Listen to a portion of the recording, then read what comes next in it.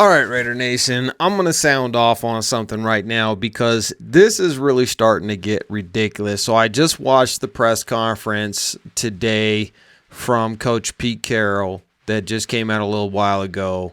He was asked specifically about the offensive line and what he's going to do with this thing, and his response was not reassuring. Basically, like he was asked, are you going to reshuffle the line? Are we going to see some new faces, or are you just going to keep the line the way it is right now? And his response is, well, we like to see JPJ get back into action and see where that goes. And then, and then he just kind of mumbled off onto some stuff that wasn't very audible. And then he was asked again, so is there a right guard competition? Again, this Alex Kappa JPJ right guard competition, which is absolute nonsense. Listen, Alex Kappa, I'm sure, is a great person. And he's an okay football player. He used to be a good football player. He's not that anymore. There is no competition between him and JPJ, and the fact that it's still going to be a competition is mind-boggling to me. If you're going to make it a competition between him and Jordan Meredith, okay. But there is no competition. JPJ is the second best offensive lineman we have, Colt Miller being the first. So I don't understand when you have I'm not going to call JPJ a star, not yet. But you have the potential of a star center in the NFL, and it's a competition? Competition for what? I don't get it, man. And so then, again, it was a very disappointing press conference with Coach Pete Carroll. And I'm questioning right now as to whether or not it's him or his son Brennan that is making this decision. His son Brennan is the offensive line coach, but he's not the head coach.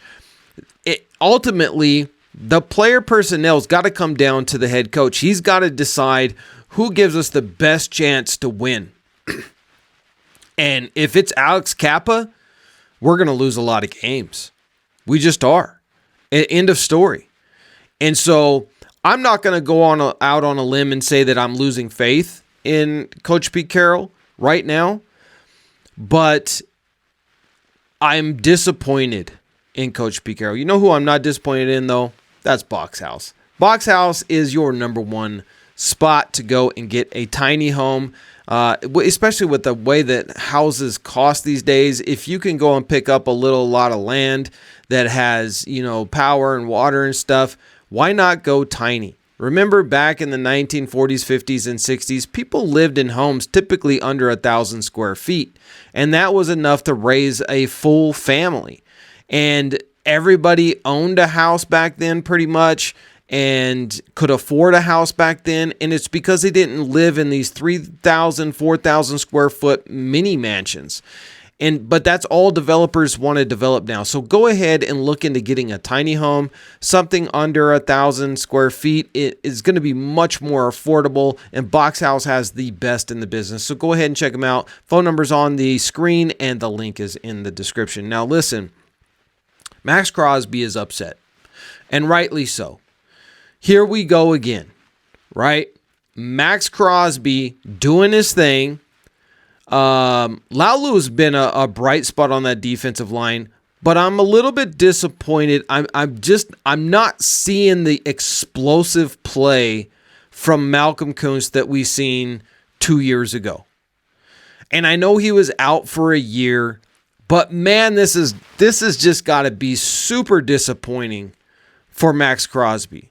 He's going to spend the best days of his career on a team that can never get a complete package. We're not talking about putting superstars on the team on every position, but get him a complimentary player on the other side. And I'm really disappointed in Malcolm's play so far. I haven't seen the explosiveness that I seen out of him 2 years ago, and I'm wondering if that injury really slowed him down. Because right now, he's not playing the Batman Robin part opposite of Max Crosby. I mean, together those guys were a fantastic tandem, almost 2 years ago at the end of the season. They were just annihilating stuff, and I'm not seeing that out of him. The offense or the defensive secondary is in absolute shambles right now. I think trading away Jacorian Bennett actually turned out to be a bad idea. Thomas Booker did make some good plays this past week, but trading away a starting corner in the NFL for a defensive tackle that is sometimes in, sometimes not, I don't know. I don't know if that was the right decision to make. So there's been not a lot to be happy about with this Raiders team and the new regime.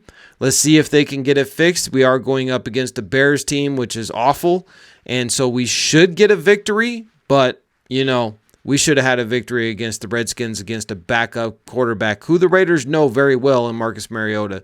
We should have game planned for that dude and just crushed him, but we didn't. And so drop the ball there. Let's see if the Raiders can pick it back up. Guys, see you in the next Raiders video.